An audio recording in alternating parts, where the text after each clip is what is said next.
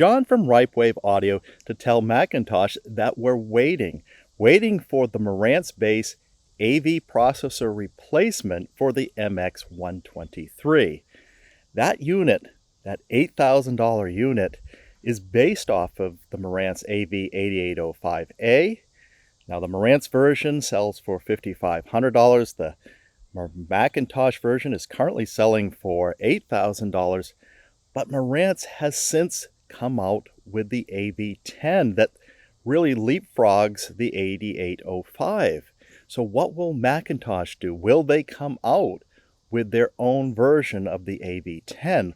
Let's explore that together. Let's start by looking at the McIntosh lineup.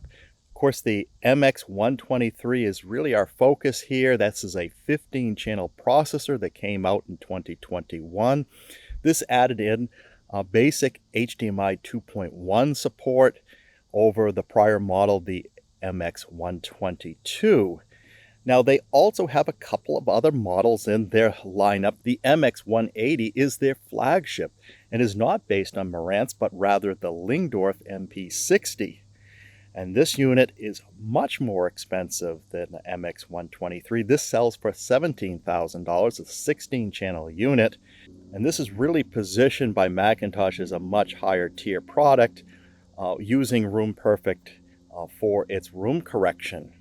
Now they also have the MTH300. This is their only receiver. This was released last year, 2023. It's got 7 channels of amplification, 150 watts of Class D amplifiers, 13 channels of processing, and that fills in a gap that McIntosh had in recent years of not having a receiver. And then they have their entry-level MX100, which cuts the chase with mainly HDMI inputs, no legacy inputs on that unit, and that sells for $5,000. But let's see what they're going to do with this lineup. Now, it all started with the AV8805A in 2021, $5,500, 15 channels of processing, and this has, of course, that classic Marantz look from the prior generation of Marantz. It was limited to one HDMI input that was 2.1 capable. Now, looking at the MX123, sells for a little bit more money at $8,000, a lot more from my perspective. Came out also in 2021, also a 15-channel processor, also with balanced outputs for your preamps.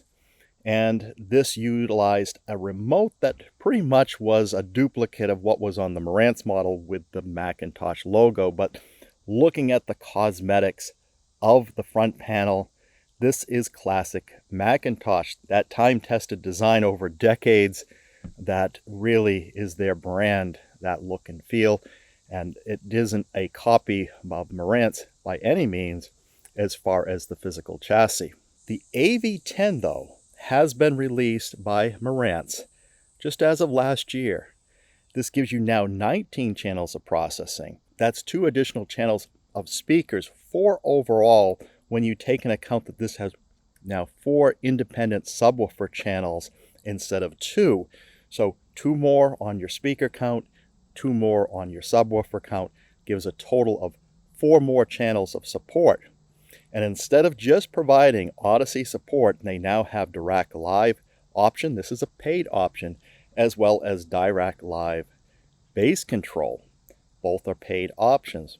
The HDMI 2.1 support, they've taken it up from 1 channel to 7, so that's a total of 6 additional HDMI 2.1 video inputs.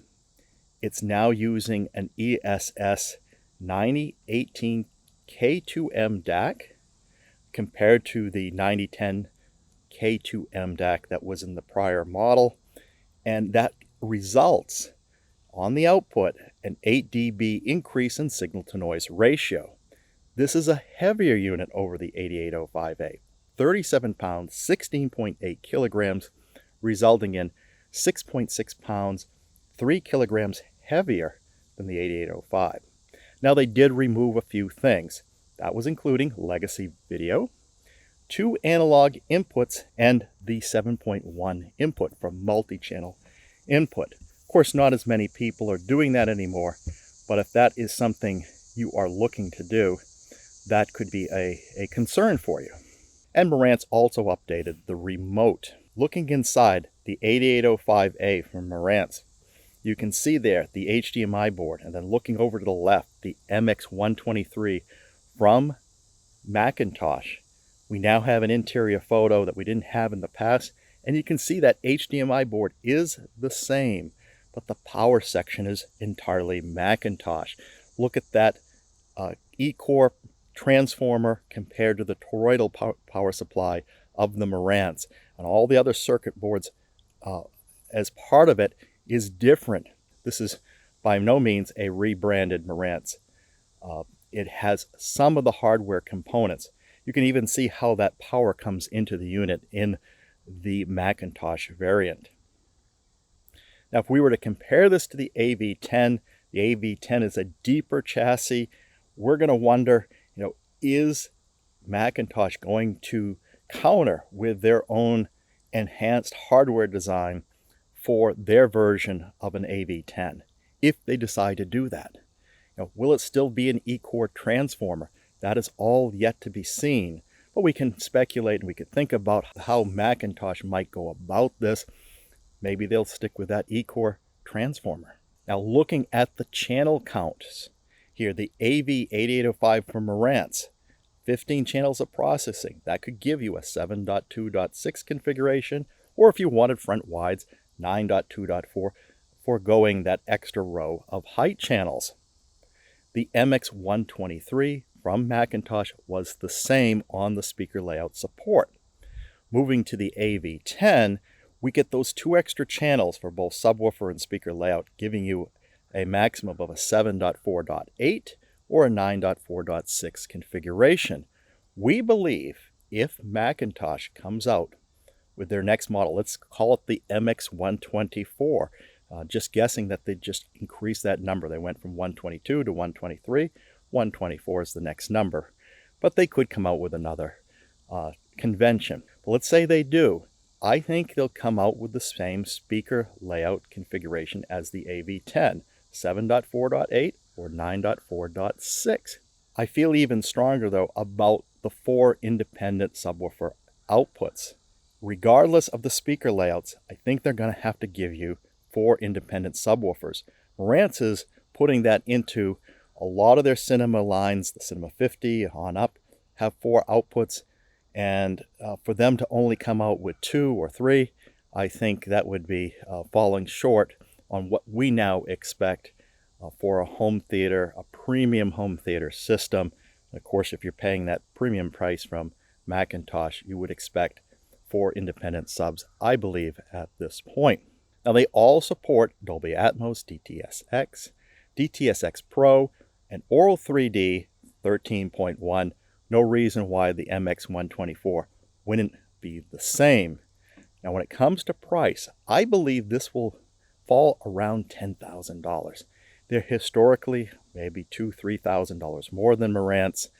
And given that the AV10 is $7,000, add $3,000 to that, it's quite possible. And with the MX123 currently being at $8,000, we can see how that might jump up if they add in a few more extra channels of processing and these extra capabilities. The 8805 and the MX123 did not have a built-in FM tuner, but the AV10 does. And so does the McIntosh receiver. So I believe maybe a strong maybe, that they will include an FM tuner in this, whereas the 123 did not. We also anticipate that IMAX Enhance and Dolby Vision will be present, just like it is in all these other models. But we also feel that the Dirac Live will be an option here. And it will be a paid option, and a paid option for Dirac Live Base. I think at this price point they should include the basic Dirac Live, but we'll see what they do. But definitely the trend is always to pay for the Dirac Live Base control. The last point I want to make here is on the user interface. Now, the 123 and the 8805 shared a very common user interface, only some cosmetic changes between McIntosh and Marantz. But if you look at the MX100 and the MHT300, these two models had a McIntosh exclusive UI design. The question is, if they come out with another processor, will it continue to adopt the Marantz look and feel, or will they use their own custom design that we see on the MX100 and the MHT300? I do think they'll stick with the Marantz design branded for McIntosh, but we'll see. So what are your thoughts? Do you think McIntosh is going to come out with their version of the AV10 this year? Will it be still based on Marantz, but yet maybe a little different than the AV10? That feedback would be useful to the Ripewave audio community.